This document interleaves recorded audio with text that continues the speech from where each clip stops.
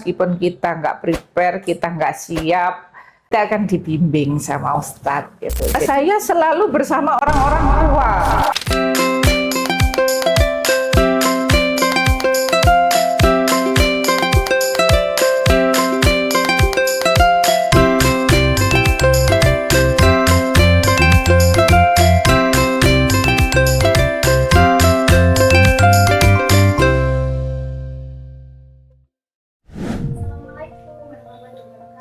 Waalaikumsalam warahmatullahi wabarakatuh.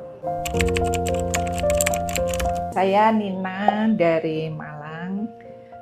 Saya pengusaha pertanian yang sudah beberapa kali ikut di Sahelia Tour and Travel. Ya, kalau awal mula perjuangan berangkat ke Baitullah ini yang umroh ya, yang umroh. Sebenarnya kalau umroh nggak banyak apa yang harus diperjuangkan, tapi yang dipersiapkan. Karena saya sudah beberapa kali ikut Sahelia dan sebelumnya juga ikut travel yang agent yang lainnya. Yang dipersiapkan sebenarnya hanya persiapan mental aja. Apalagi kalau kita ikut Sahelia itu berbeda sekali dengan kita ikut travel yang lain. Kalau Sahelia meskipun kita nggak prepare, kita nggak siap, kita akan dibimbing sama Ustadz gitu. Jadi dari awal sampai akhir itu Ustadz tidak henti-hentinya terus mengkawal kami. Utamanya adalah pada saat awal persiapan sebelum kita berangkat. Itu kan persiapannya sehari semalam ya. Jadi ketika kita di sana kita sudah enjoy aja karena kita sudah tahu urutan-urutan ibadah apa yang dilakukan. Jadi kita tidak perlu 100% lagi kalau mau kemana-mana itu tergantung oleh randolnya travel. Tapi bukan berarti bahwa kita bebas. Jadi biasanya yang saya rasakan adalah Ustadz selalu mengarahkan ke kami untuk kegiatan yang bermanfaat, sehingga kita tidak di sana tidak terkesan kita sedang wisata religi, tapi benar-benar ibadah. Tapi itu yang saya rasakan pengalaman. Iya, kalau pertama kali saya berangkat dengan umroh, ini tentang perasaan atau apa? Atau religinya? Kalau saya umroh itu adalah sebenarnya keinginan saya untuk belajar lebih mendalami tentang utamanya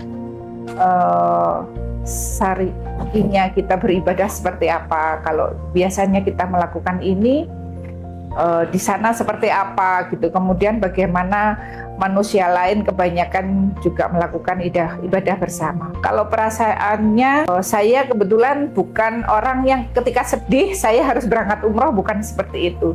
Tetapi ketika saya ingin umroh itu adalah rasa syukur. Rasa syukur bahwa kita bisa mencapai kehidupan tertentu dan merasa harus berbuat lebih baik untuk Tuhan kita itu. Jadi bukan karena saya sedih atau banyak beban kemudian saya berumroh kemudian di sana saya menangis-nangis, tidak, tetapi itu lebih dari ungkapan rasa syukur dan keinginan beribadah lebih baik.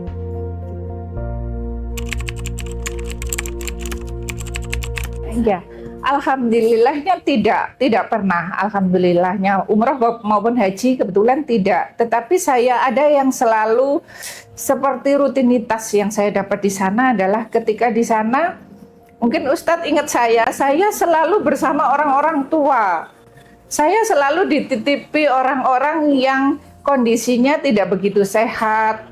Atau entah kenapa orang-orang tua itu selalu tiba-tiba meminta sekamar dengan saya, atau orang hilang. Yang paling sering saya ada tiba-tiba di kanan kiri saya ada orang yang sudah menggelantung di tangan saya dan ingin saya ini kan biasa di sana nggak tahu jalan atau apa yang kita tidak melihat sebelumnya tiba-tiba sudah ada. Jadi mungkin yang saya harus harus mungkin ujian buat saya untuk sabar, karena kita diikuti orang tua itu harus ekstra sabar, ekstra membagi waktu. Orang tua bukan orang tua saya ya, yang kebetulan mungkin dalam grup itu selalu ada orang yang sendiri, orang yang kurang sehat, entah kenapa mesti bersama saya. Jadi ketika misalkan teman-teman city tour, saya lebih banyak kadang-kadang tidak ikut karena ada yang harus saya temani. Seperti itu pengalaman spiritual saya di sana. Terus ada lagi ketika saya juga pas ini ikut Sahelia, tiba-tiba saya ke WC bawah, WC berapa? 7 ya. Tahu ada orang kulit hitam yang dia mau itu hanya sandal saya. Padahal itu sandal saya satu-satunya gitu. Terus jadi mau berwudu tapi yang diminta sandal saya. Kenapa bukan sandal orang lain atau sandal yang ada di dalam tas saya? Dia mau, yang dia mau adalah di tas saya itu. Terus setiap saya ke sholat di Masjidil Haram sendiri, tiba-tiba saya diciumi oleh orang kulit hitam atau orang yang bukan bangsa kita sendiri gitu. Mereka bilang baju saya bagus, baju saya ini. Saya berpikir apanya yang bagus, kan sama gitu. Apa bedanya dengan yang lain? Waktu itu orange ya, kita selalu pakai orange ya, sama gitu. Begitu juga ketika pulang di pesawat, kita kan pernah transit Aceh ya Ustadz ya, gitu. Jadi sampai hijab saya tuh diminta katanya bagus, padahal yang bagus apa gitu, kan sama gitu. Itu saya bahasakan diri saya bahwa saya diuji atas kerelaan saya, jadi saya kasih gitu. Saya selalu harus bersama dengan rombongan yang orang yang butuh kita kita perhatikan gitu. Jadi yang entah karena saya itu kalau city tour juga males ya, atau karena bawaannya saya males, jadi saya sama Allah dikasih PR. Tapi itu benar-benar bisa dipastikan saya kalau ke sana, mudah-mudahan berikutnya enggak ya. Saya bisa, karena kalau kita ikut Sahelia itu kan kita tidak terlalu punya waktu untuk tidak fokus karena Ustadz selalu mengarahkan gitu. Dan satu lagi yang saya senang kalau Sahelia itu kita diajarkan kesederhanaan. Travel yang pertama kali saya ikut Sahelia itu protes dalam batin, tapi kok ini Ustadz gini ya gitu, hotelnya begini, makannya begini, tapi ternyata luar biasa bahwa di dalam grup itu tidak ada pembedaan sama sekali, yang artinya kita tidak bisa melihat orang ini siapa.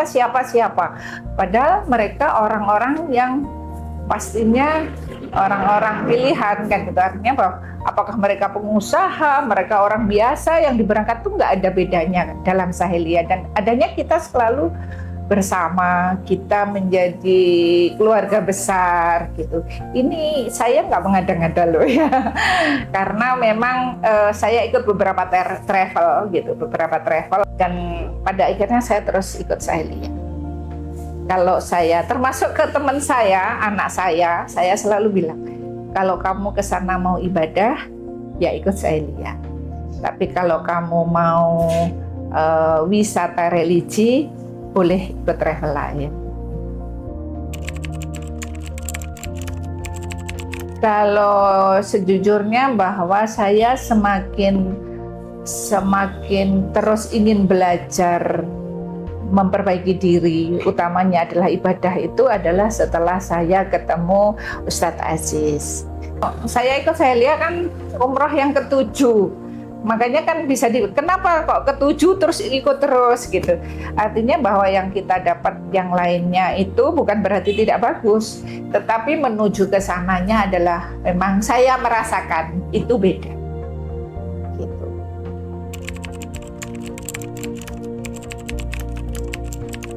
Ada, karena kadang-kadang saya marah sama Ustadz, tapi Ustadz itu dijalani, maaf misalnya nih Ustadz, ini sebenarnya kita dapat hotel yang sama, bisa makan lebih enak, Ustadz kita nggak makan. Tapi Ustadz itu saya begitu kan nggak pernah marah. Tapi Ustadz mau bicara ke manajer hotel agar misalkan akomodasi kami lebih diperhatikan, makan kita tidak kurang dan kita disamakan dengan yang lain. Walhasil pernah ya Ustadz ya, pada akhirnya kita ditaruh ruang makan yang VIP. Waktu di Mekah kan Ustadz ya, jadi kalau kami menyampaikan sesuatu itu Ustadz nggak marah, dan Ustadz itu benar-benar melayani kami sampai gini, Ustadz ini semua sampai kita packing juga dibantu gitu. Jadi mungkin itu yang dicontohkan Ustadz kepada jemaah. Iya, karena Ustadz seperti itu melayani kami, makanya jamaah yang lain itu menjadi melihat Ustadz juga saling melayani, sehingga kami seperti keluarga besar gitu. Mungkin bisa dilihat kalau kita udah keluar bandara itu sesuatu banget untuk kita itu berpisah dan pulang gitu. Berkesan.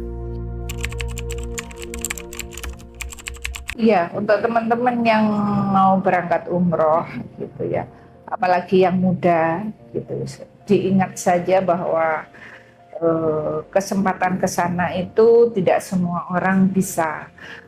Tidak semua orang yang punya duit pun bisa. Artinya bahwa kita sudah benar-benar dipilih dan diberi kesempatan oleh Allah untuk bisa berangkat, sehingga dipersiapkan niatnya, dipersiapkan kesehatannya gitu, dan fokus, jangan disia-siakan kesempatan yang ada di sana hanya untuk menikmati hal-hal yang lain. Kalau di sana sudah beberapa kali, mungkin akan banyak waktu ya untuk hal-hal selain ibadah, misalkan mau lihat-lihat atau apa. Tapi tetap kuatkan niat, syukuri bahwa kita diberi kesempatan itu tidak selalu jatuh pada sembarang orang. Jadi jangan disia-siakan di sana, dan benar-benar prepare agar tidak panik atau menyusahkan orang lain di sana. Itu saja.